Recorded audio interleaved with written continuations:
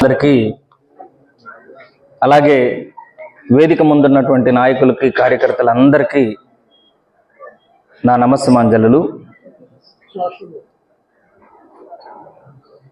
ఈరోజు digital book పరిచయం, QR code పరిచయం కార్యక్రమానికి విచ్చేసినటువంటి తంగిరాల రామిరెడ్డి గారికి నా ప్రత్యేకమైనటువంటి నమస్కారాలు తెలియజేస్తూ,